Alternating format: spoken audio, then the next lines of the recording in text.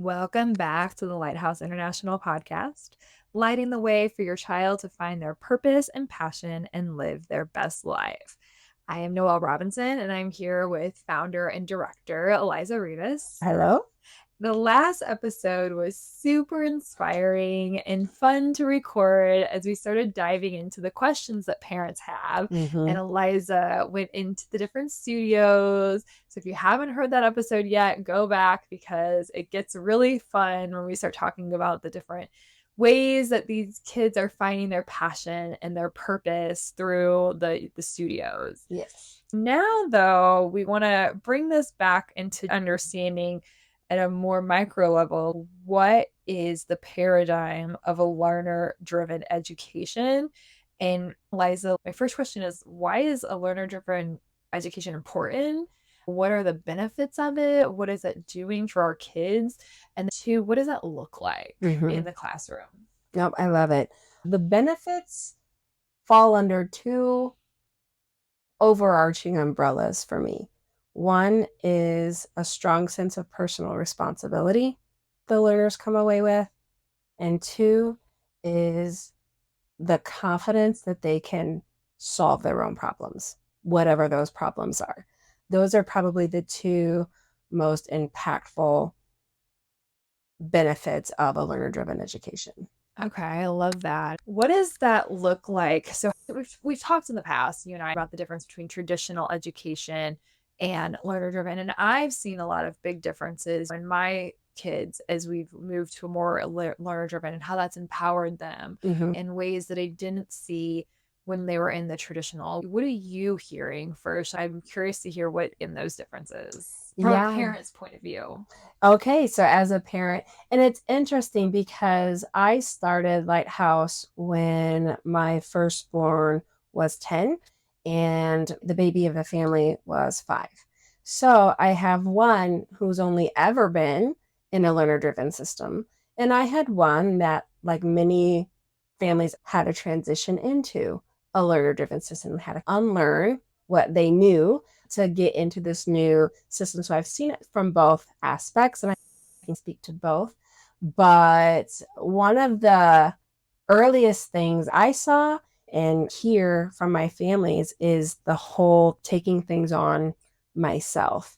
When a learner is transitioning into Lighthouse International, the go-to is ask guides permission, ask, what am I supposed to do here? What about this? What about this? And the guides will inevitably be like, what would you like to do about it? Here are some options. Or so-and-so did this. They didn't keep their promise. Interesting. What would you like to do about that? Do we have a process for that? So it's never, oh, good luck with that and walking away, but it's that gentle turning, okay, you have power in this situation. How would you like to use your power? Like, you get a choice in this, you get a say. And it takes a while, but when they really start to get it and it starts to click, it's almost immediate that those things come back home. It's almost immediate. You know when it has clicked because you're like, what? Who are you?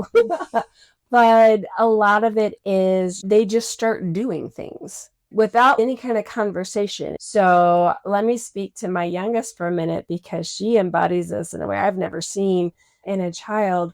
But my youngest, we joke around a lot.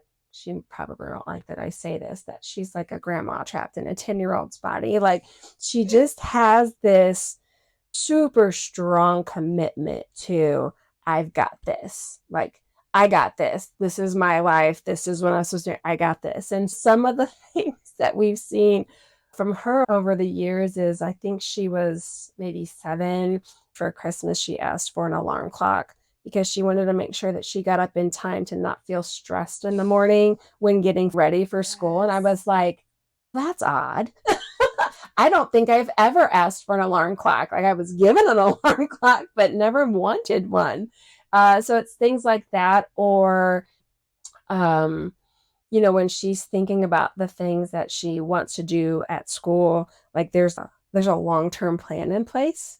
I know that I want to get to the Catalyst studio by November. So when I backwards, like, this is where I need to get this badge, and this is about how much time this badge will, and it's things that at 9 and 10 would not have even been in my field of reference at all. She has, on more than one occasion, planned events at my house without my knowledge.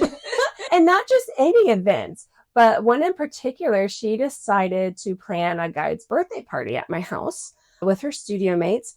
And someone was in charge of bringing the desserts. Someone was in charge of bringing the decorations. Someone made the invitation that got sent out, but somehow was never given to me. They had all of this stuff planned out, like date and time and RSVPs. And I was like, wait, when is this happening? And she's like, 2 hours. Oh my gosh. Are you serious? So we had to like talk about it. We had to change because I had something going on, which was a very powerful moment for her. Yeah. So I was like, well, you can't plan something that involves someone else without consulting their schedules first. That's part of what you have to do. So we ended up being able to switch it to the next day. But I kid you not, I didn't do anything. They show up with decorations, cake they had made themselves. They showed up with everything and they were, I think, 8 at that time, because no one ever told them that was not that you couldn't know how to do that. You're not responsible enough. You're not organized enough. You're not whatever enough. It just is what it is. I think that really speaks to the parenting struggle too, though. It's not Wild West where the kid can do whatever they want. Learner driven is, yeah, you have a lot of power here, but you also are a child who lives in a house with other adults and other children most of the time. So we need to be respectful. And so learner driven is also learning how to work within the boundaries you have that are already set aside. I know that as a parent, for me, them becoming more empowered in their educational decisions during the day have given us a different framework for working through issues in our house and what their responsibilities are. And honestly, like, it's taken a lot of stress off of me. Mornings, even at the beginning of LA, mornings were very stressful. Yeah. It was getting them awake and getting them to come down to the kitchen and then eating the breakfast. What do you want for breakfast? And then cooking the breakfast and then getting them dressed. And it was always just And so finally, I think like a month or two into the school year, Josh and I sat down and we were like, what are we going to do? What do we do here, you guys? We were like, we'd act into. And we were like, okay, we can do this differently. There has to be, because our days were just starting off terribly. Yes. I own my own business now, so I've learned energy is not, I have to conserve where it is finite. It is finite. So I was not showing up as my best self from my 9 to 5 situation because I was not starting my day off. So we sat down and talked about it. And we very much try to be in the active philosophy. And it was like, okay, this is what's happening. What can you guys do? And within a matter of a month, we had them completely take ownership of their morning routines. They wrote who was responsible for what, which child was responsible for what, and it's changed over time. At first, the oldest child was responsible for a lot more. She made a lot of the breakfast, but then ultimately realizing Connor was only 5. And it was like, actually, you could do this. So now Connor makes his own sausage and makes his own protein shake. And we're teaching him how to do the protein shake now. Like, that's a process. It's a process. You know, but it immediately became no more fighting with them in the morning.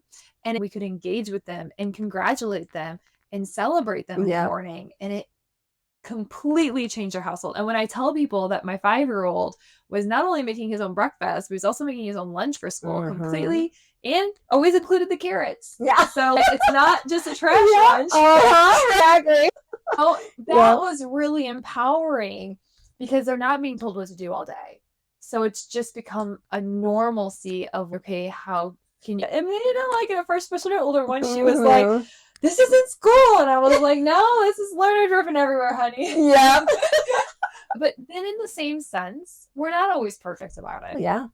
At home, even as we've been talking through this podcast, I can recognize so many areas where I have stepped in and saved, or stepped in and controlled, or just said how it needs to be because this is what's more comfortable for me. Time and my energy are finite, which is okay. Yeah. But I'm like, oh, here's other opportunities to shift. Like, it's constantly learning more opportunities to shift. And talk to me a little bit more about, what does learner driven look like in the school? And how are those struggles handled? That's probably the biggest thing that we do. at Lighthouse. For us, that focus on character, on who I am when no one's looking, on the decisions I make and where I make that is as, if not sometimes more important than the reading, writing, and math. One of the things I had to research in becoming an owner was Sugata Mitri, who was a college professor who ran this experiment where he would go to the slums of India and he would put a computer in a wall.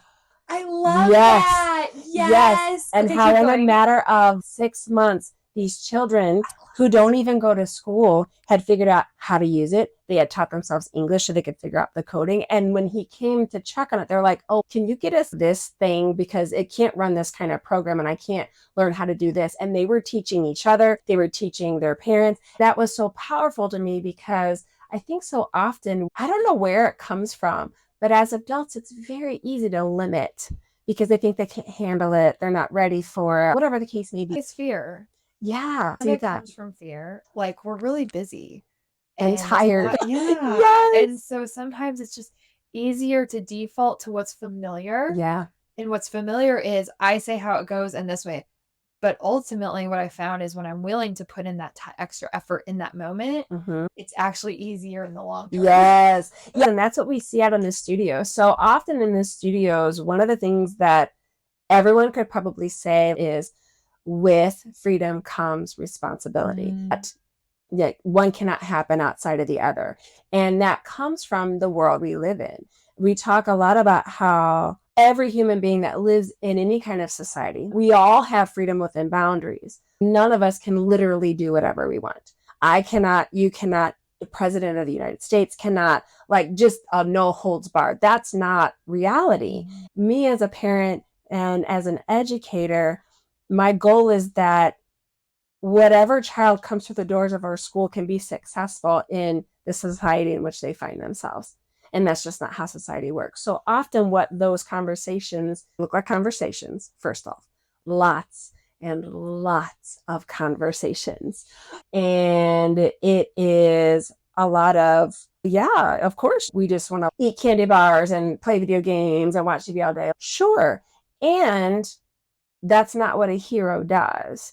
And how does that help you be successful in real life? And one of the promises that you make to your parents is that you will keep them updated and you will hold yourself accountable to the progress you both have committed on when you signed your badge plan at the beginning of the year or when you started with us. How are you keeping up with your end of that responsibility? Because they all matter. Every decision I make has consequences, some intended, some unintended, some positive, some negative, and we get a choice in that. We get a choice in where that goes.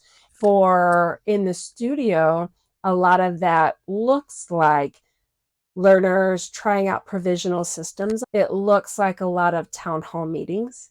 We have a lot of town hall meetings when when a learner finally decides, I don't like this chaos, or I don't like how this thing is going, or I don't like how that thing is going, and they finally want to say something about it because it's hard to say something at first.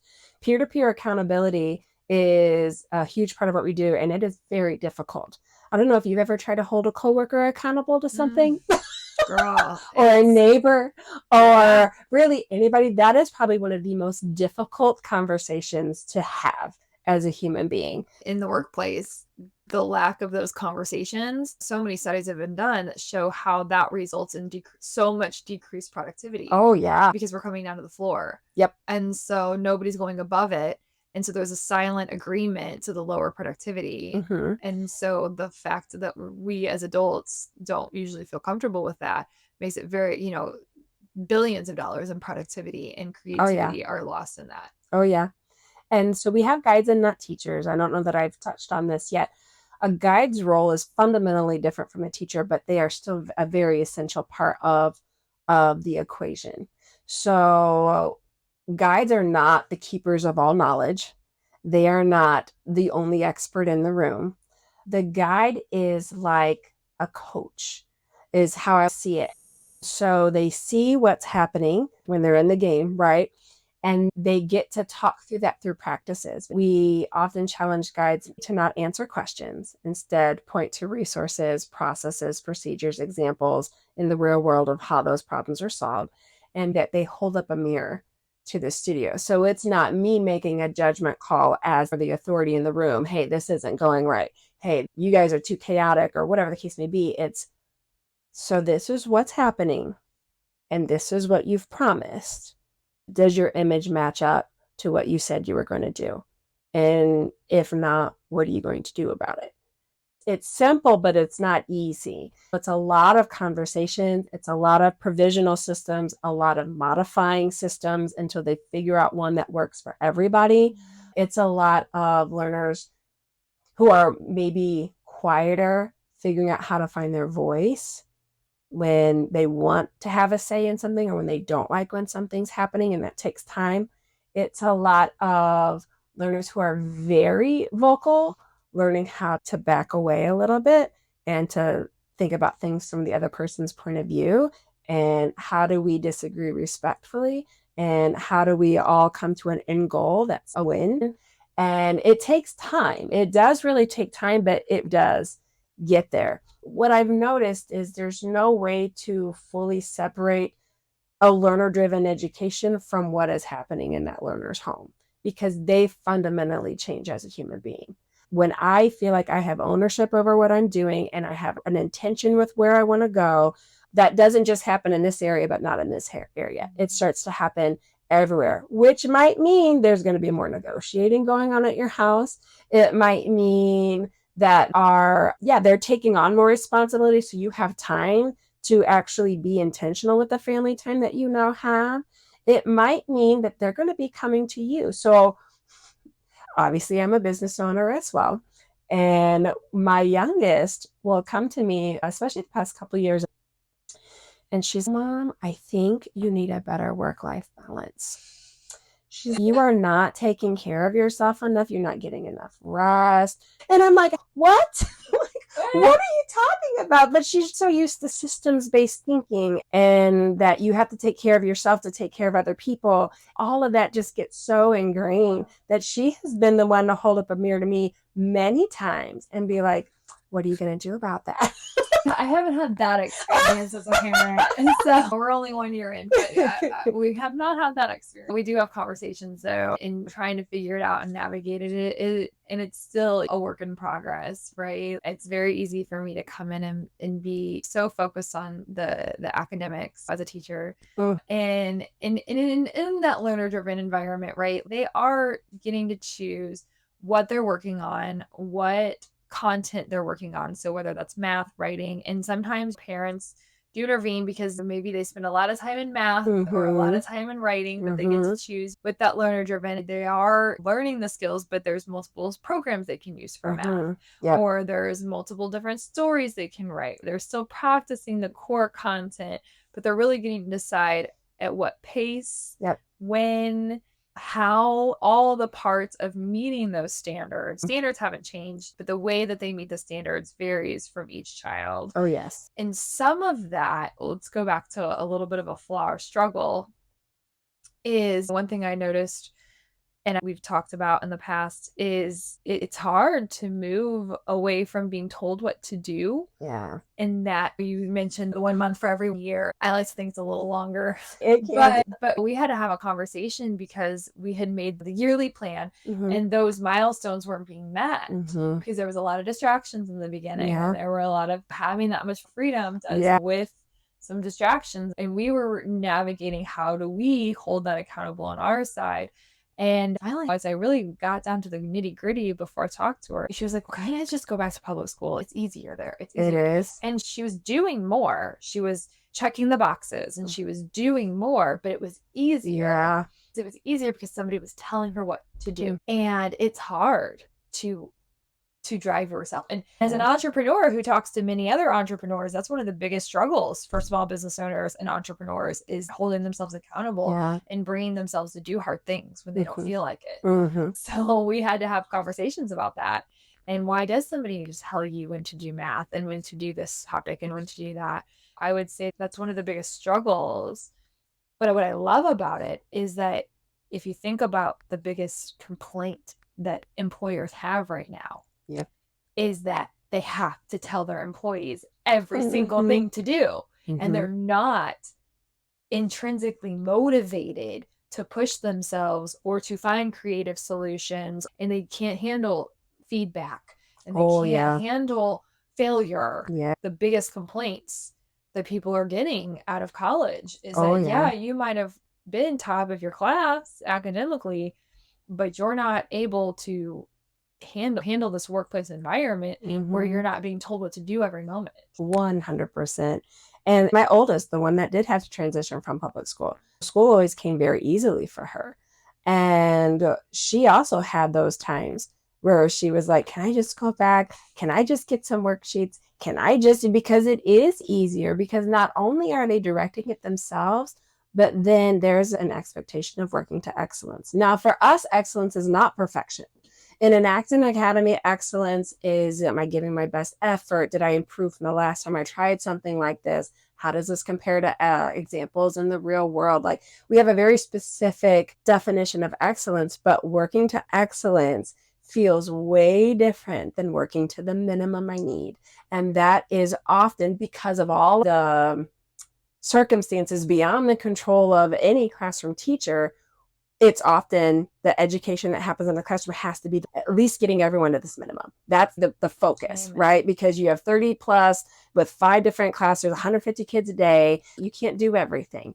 And for especially the capable ones, I think the more capable ones who have not had to push themselves struggle the most with this because it's tiring to push to excellence. It gets tiring to give your best effort consistently, to give your focus consistently. That is not the world in which most of them and most of us have had to function. And it's hard. It feels really hard. And freedom, because it always does come with responsibility, it can be tiring. That's one of those road of trial things every learner who transitions into a learner driven system has to go through and decide at the end of the day, do I want this? I have had some learners be like, I just really want someone to tell me what to do. I don't want to have to I understand what it is and I understand the benefit, and I'm okay not getting the benefit and just being told what to do. And they have chosen to transition out because they needed it, and that was fine. There are other learners who were like, yeah, I can do all of that. I don't really want to be a hero though. It's funny because at that age, they don't know not to be very honest. Those are those choice moments. Those are those battle moments where you decide, okay, who do I want to be in the long run? And you make that choice. Only you and your family can make that choice. And we honor whatever choice any learner makes. But it's a hard battle. That's one of those final showdown battles that I have to do this, like really do this to excellence. And I have to really push and I have to make the decisions and that decision fatigue. But eventually they're going to have to do that anyway. Is it better for them to have those failures and go through that process at 11 or 13 or at 23 or at 32 when there's so much more on the line as I'm learning? Fail fast, fail early, fail cheap. Yes, fail forward. Yes, for sure. Oh my gosh, I love that. And I think that's such a good way to wind this down because I think most people would agree that a learner driven education sounds amazing, right? Most people would agree, like you said, agree versus alignment. Yeah. I think most people would agree that this sounds amazing and that we do want our kids, but also knowing that struggles are going to be there. Yeah. And knowing that we don't live in a society that naturally supports that empowerment to an extent. Kids are way more empowered today than they've ever been, which is why I think this learner driven education is so important for this generation. Also knowing that it's going to be messy. There's going to be struggles. It's not going to look pretty. It's not a straight line that goes up. It's an up and down slope. As parents are deciding what kind of education they want for their kids, this is a great way to see, is the classroom empowering all of the decisions, or are they just empowering enough to make the kids feel as if they have some say, but ultimately they're still coming to the end result that's been designed for them and that's been expected for them. And I think that makes a huge difference. Definitely. So, thank you so much, Eliza, for breaking that down and helping parents as they navigate this decision or decisions for their children overall in education and understanding what a learner-driven environment is, as well as the benefits and the struggles. Thank you so much. Thank you.